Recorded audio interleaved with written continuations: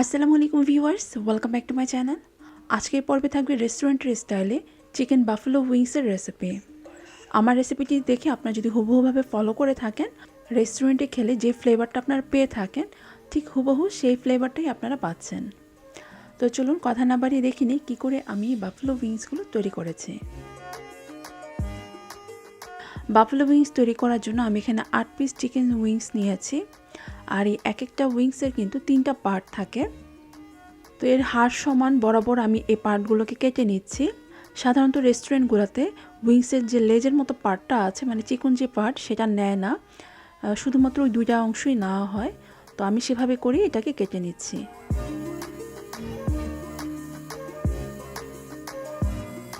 আর এখানে এখন ওজনে প্রায় 1200 গ্রামের মতো আছে। উইংসগুলোকে ভালোভাবে ধুয়ে তারপরে থেকে পানিটা আমি ভালোভাবে ঝরিয়ে নিয়েছি। এখন এর মধ্যে স্বাদ অনুযায়ী লবণ দিচ্ছি। আমি এখানে 1 চা চামচ লবণ দিয়েছি।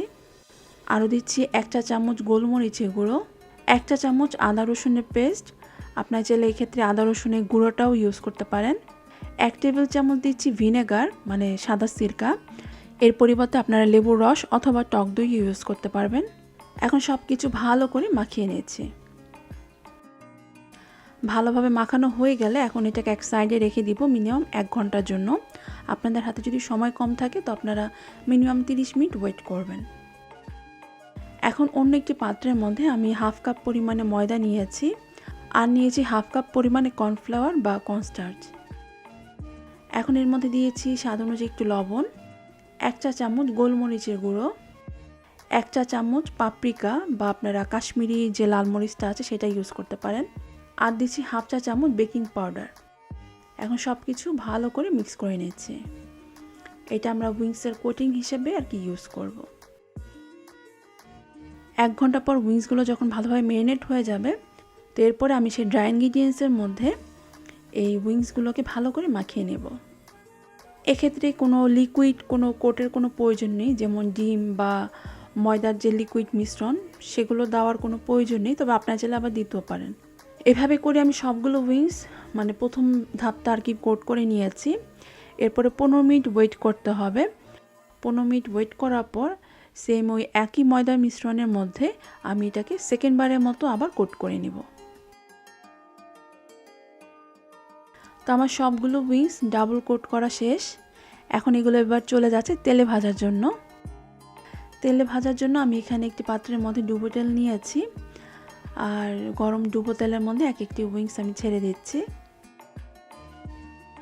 মিডিয়াম আঁচে এগুলোকে ভেজে নিতে হবে।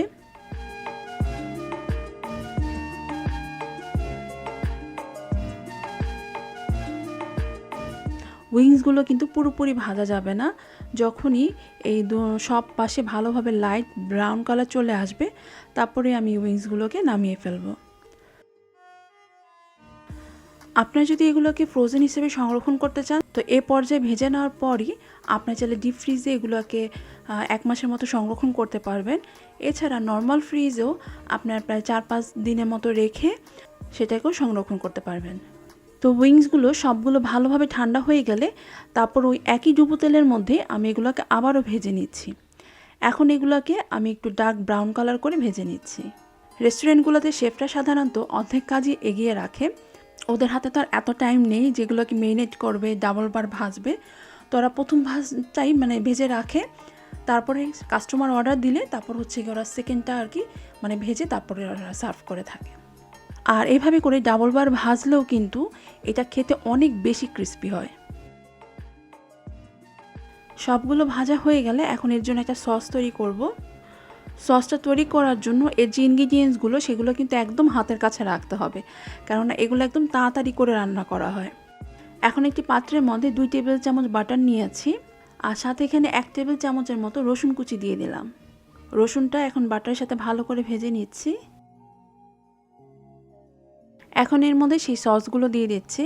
এখানে দিচ্ছি 1/4 cup tomato sauce, 1/4 cup hot chili sauce, 1 table চামচ সয়া সস আর 1 চা চামচ ব্রাউন সুগার। এর পরিবর্তে আপনারা নর্মাল চিনিও দিতে পারবেন। এখন সব কিছু ভালো করে মিক্স করে নিলাম। যখনই দেখবেন সসের মধ্যে এরকম বলক আসা শুরু করেছে তো সে পর্যায়ে আমি সেই ভেজে রাখা চিকেন উইংসগুলো দিয়ে দিচ্ছি। এখন সসের সাথে সব কিছু ভালো করে মিক্স করে নিচ্ছি। সব কিছু ভালোভাবে মিক্স হয়ে গেলে সার্ভিংয়ের জন্য বাফেলো হট উইংস রেডি। ডেকোরেশনের জন্য উপরে কিছুটা সাদা তিল আর কিছুটা পেঁয়াজ পাতা দিয়ে দিচ্ছে। খেতে কিন্তু এটা অসম্ভব মজা। আমার রেসিপিটি হুবহুভাবে ফলো করে দেখুন, তাহলে মনে হবে যে রেস্টুরেন্টে সেই বাফেলো হট উইংসটি খাচ্ছেন।